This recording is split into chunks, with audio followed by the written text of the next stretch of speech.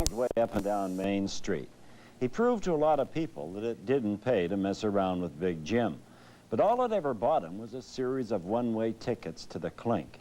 Then he got smart, and 3.5 years ago, he had a dream.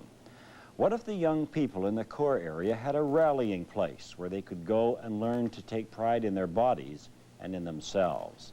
Thus, the Maskanas Athletic Club was born. When Scott Oak did a feature on the club last year, the public response was overwhelming. And today, Big Jim's dream is a beautiful reality.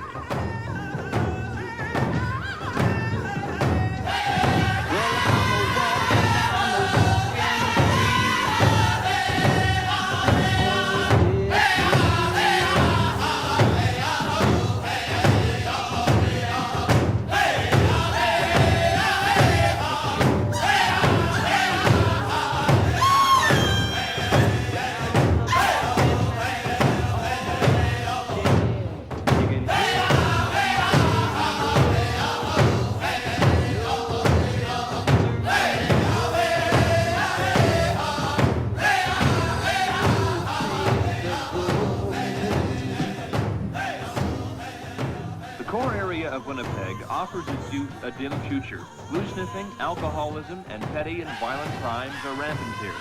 Numerous projects designed to help troubled youth in this area have failed for a variety of reasons, and usually only those failures make the news. But the Maskanas Athletic Club is a refreshing story of success. For 2.5 years, the club has existed in the heart of the inner city. It boasts 60 members, most of them native. The attraction of the Maskanas Club is the chance to learn a form of self-defense, such as boxing or kickboxing. But it soon becomes much more than that. I want to show them they don't have to go through a whole bunch of mistakes. You know, I went through a bunch of mistakes. They don't have to do it. I want to show them there are better things to do. There are, you know, if you stick to things right through, no matter how hard it gets, and this place gets really hard sometimes, you can persevere through anything. Just make one thing work for you, and everything else would be that much easier to succeed in. He's 28-year-old Jim LaValle, the holder of a black belt in Taekwondo, one of the deadliest of the martial arts. LaValle is the head instructor at Maskanas. He holds the club together. He has two important things in common with most of his members. He's native, and he knows life on the streets. I grew up on the streets of north in Winnipeg. Went through the whole bit of drinking, fighting, stealing. I spent 4 months in the old Vaughan Street, and I had a lot of time to think. I met some very good people there. I remember one guy, Joe Kulik, who was a black belt in judo, and he lived in the North End, and I've seen something, like I'd like to do something different. I don't like the life I'm in. At 17 years of age, I realized to myself, I have to change. I have to do something to change, and change 17 years of my life. If these children weren't here working at the Maskanas Athletic Club and didn't have this to fall back on as a place to go, what would they be doing? More than likely, they'd probably a little farther down Main Street in the pool halls or hanging around the hotels looking for something to do, and there's not much you can do. I hung around there, and all we did was look around to get some booze or just getting in trouble, getting in fights, whatever. A year ago, the Maskanas Athletic Club, with no source of funding, was in danger of folding. Today, thanks to a series of donations and government grants, the club is very much alive. It has moved to a bigger, more modern building on Selkirk Avenue, still in the heart of the core area. And every day, its members file in to receive instruction from Jim LaValle, still the person who holds the Maskanas Athletic Club together. LaValle has seen membership increase from 60 to 400 in the last year. It's gone wild. They're from 6 years old to, I guess the oldest is 56, and they're native, non-native. They're all types of people come here, and the one thing about it is that they're learning how to live together and in harmony and in fellowship. A lot of them, if you ask them, they're like brothers. The concept of the club remains the same. Discipline comes first, boxing and kickboxing second. In the last year, that concept has survived a number of tests. Roddy Batson, who went to Canadian Nationals, we had a disagreement over the way things should be run.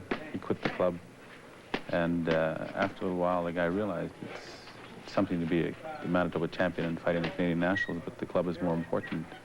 And he came back, and he's doing very well again. Ken Drury has been in the club for a little over a year now. Had the same problem. He eventually quit the club, quit school. Now he's back with the club and learning how to deal with his problems. The main thing about these things is when they're in the club and they've learned our way of life, they come back and with the idea that they miss it and they know it's good for them. And those are the kind of results that have happened. Financially, the club is much better off than it was last year. A grant from the provincial government kept the club alive for a few months, and Maskanas currently operates on 2 temporary federal grants. However, one of those expires next month. In short, the club, although better off than last year, is still surviving hand-to-mouth and is still heavily dependent on donations. The club's fee structure is the same as it was a year ago, non-existent, because La Valley feels most of the members cannot afford to pay. However, economics will likely dictate a change. There's conflicting interests now. I'm a year older than last year. I've got my future to think of. I'd love to do this forever, you know, on this basis, but it's not economically feasible for myself. I foresee this program going on the way it is. I foresee something else happening.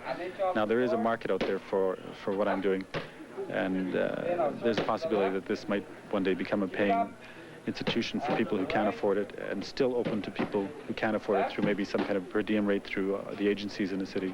So after 3.5 years, the future of the Maskanas Athletic Club remains uncertain. Clearly, the club's biggest asset is the determination of its members and Jim LaValle.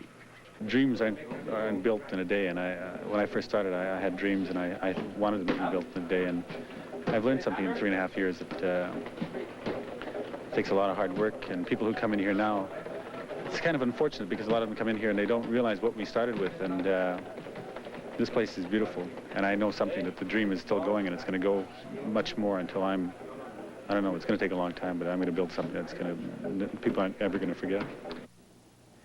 You know, we talk about revitalizing the rotting inner core of the city, but people like Big Jim LaValle are doing the most important salvage job of all, salvaging young lives to give them a chance they never had before. Good night.